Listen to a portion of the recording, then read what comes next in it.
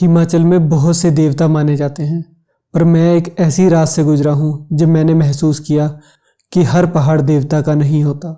कुछ जगह ऐसी होती हैं जहाँ देवता भी कदम नहीं रखते, जहाँ हवा में ठंडक नहीं, बदला तैरता है। और उस रात एक इंसान की मौत हुई थी। हड्डियां टूटी थी, चेहरा पहचान में नहीं आया था और गांव वालों ने सिर्फ एक वाक्य कहा था, ये आदमी पहाड़ का नहीं, उस प्रताप का शिकार हुआ है। ये कहानी है विनय की, जिन्होंने मुझे ये आप बीती भेजी है।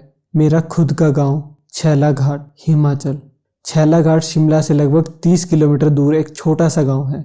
चारों ओर देवदार के जंगल, नीली धुंध और बीच में एक पुराना रास्ता जो कुएं की ढांक से होकर गुजरता है। इस ढांक पर 1975 में एक हादसा हुआ था। एक आदमी देवेंद्र ठाकुर रात में घर लौटते समय चट्टान से नीचे गिर गया।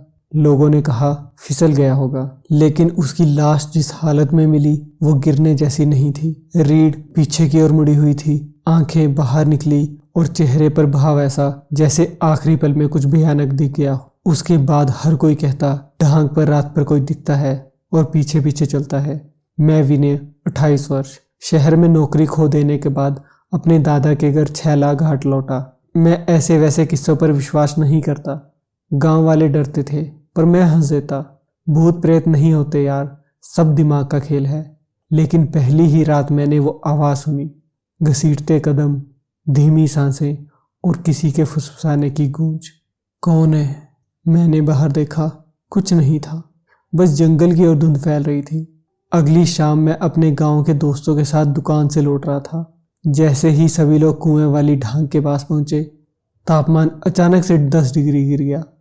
मैंने कहा, भाई यहाँ एसी कौन चला गया? एक लड़का बोला, चुप, यहाँ बात मत करना। तभी मैंने देखा एक आदमी बिल्कुल सफेद कपड़ों में चट्टान के बिल्कुल किनारे पर खड़ा था। उसकी पीठ मेरी ओर थी। मैंने कहा, ओए क्या कर रहा है यहाँ? उस आदमी ने अपनी गर्दन घुमाई, जो कि पूरी 180 डिग्री घूम गई। चेहरा काला, आंखें लाल और होंठों से आवाज, मैं यही रहता हूँ। मेरे सारे दोस्त चिल्लाते हुए भागे, लेकिन मैं वहीं जम सा गया। उस आदमी ने मेरी ओर कदम बढ़ाए और पास आते ही वो अचानक धुआं बनकर गायब हो गया। अगली सुबह गांव वालों को गोगा नाम का एक स्थानीय लड़का मृत मिला। मैंने पूछा कहाँ मिला, तो जवाब आया उसी ढांग के नीचे। और उसकी लाश देवेंद्र ठाकुर की लाश जैसी थी। रीढ़ उल्टी मुड़ी, आंखें बाहर, चेहरा आतंक से जकड़ा हुआ। गांव का सबसे बूढ़ा आदमी नियाम सिंह बोला, ये पतराग है, देवेंद्र की आत्मा जिसे शांति नहीं मिली। लेकिन सवाल ये था, वो अभी क्यों लौट रहा था? नियाम सिंह, जो इस गांव में सबसे बुजुर्ग व्यक्ति थे, जिसे लोग बाबा नियाम कहते थे, वो आए और बोले, देवेंद्र ठाकुर किसी हादसे में नहीं मरा था, उसको मारा गया था। जिसने उसको मारा था वो अब इस दुनिया में नहीं है, लेकिन अभी भी देवेंद्र ठाकुर का हिसाब पूरा नहीं हुआ है।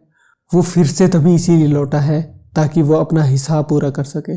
नियाम सिंह, उस रात ढांक पर जो तुमने देखा वो कोई संजोग नहीं था, लेकिन मेरा उनसे क्या संबंध? नियाम सिंह बोले, तू उसी वंश का है जिसने देवेंद्र की जमीन हड़पी थी, वो जमीन जहां उनका खून गिरा था।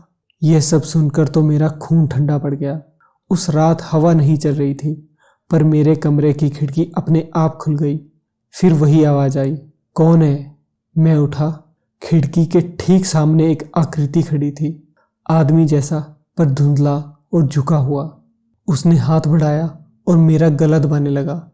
मैं बिस्तर पर झटपटाने लगा, बस मेरी सांसें टूटने ही वाली थी। मैंने बजरंग बली का नाम लिया और हनुमान चालीसा मन ही मन में बोलने लगा, और तभी वो आकृति वहां से गायब हो गई। पर मेरी गर्दन पर 5 उंगलियों के काले निशान पड़ गए। दरअसल देवेंद्र ने मरने से पहले कहा था, जिसने मेरा हक छीना उसके घर लौटूंगा और मैं अपना बदला जरूर लूंगा। नियाम बाबा ने बताया कि मेरे दादा का देवेंद्र के साथ जमीन पर विवाद था और मेरे दादा ने जमीन विवाद में देवेंद्र को हारने पर मजबूर कर दिया था। देवेंद्र की मौत किसी हादसे से नहीं हुई थी, उसे धक्का दिया गया था और अब उसकी आत्मा उसी परिवार की आखिरी पीढ़ी तक पीछा कर रही है।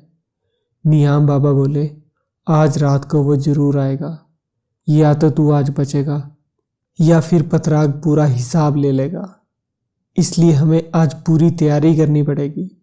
नियाम बाबा ने एक तांत्रिक से बात की और उसे कुछ पैसे और जरूरी सामान ला कर दिया और तांत्रिक को भी मेरे घर में ही ठहराया। रात के 2:30 बजे तापमान गिरा, घर की दीवारें कड़कड़ाई, खिड़कियां खुद खुल गई। ढांक से आती आवाज, कौन है? फिर देवेंद्र की आत्मा प्रकट हुई। उसके पूरे शरीर से मिट्टी गिर रही थी। चेहरा आधा टूटा हुआ, हड्डियां उसकी बॉडी से मानो बाहर की ओर झांक रही थी। ये सब देखकर मैं पूरी तरह से कांप गया। देवेंद्र की आत्मा ने कहा, तू ही है उसके खून का वारिस? यह सुनकर मैं गिर पड़ा और कहा, मैंने कुछ नहीं किया। मुझे नहीं पता कि तुम्हारे साथ मेरे दादा ने क्या किया था। आत्मा गरजी और कही, हिसाब खून से ही मिटता है। ये कहकर आत्मा मेरी ओर बढ़ी और उसी वक्त तांत्रिक ने लाल गुलाल राख से भरी थैली उसके सामने फेंकी और मंत्र पढ़ने शुरू किए। एक तेज चमक और आत्मा चीखी और ढांक की ओर चली गई, एक आखिरी वाक्य बोलकर, हिसाब अभी भी बाकी है। सुबह गांव वालों ने ढांक के किनारे मिट्टी पर एक इंसान के उल्टे पैरों के निशान देखे। मैं, तांत्रिक और नियाम बाबा भी वहां गए और तांत्रिक ने मेरे खून की कुछ बूंदें वहां गिराई और पूजा की और मैंने वो विवाद वाली जमीन उसी समय देवेंद्र के परिवार को दे दी।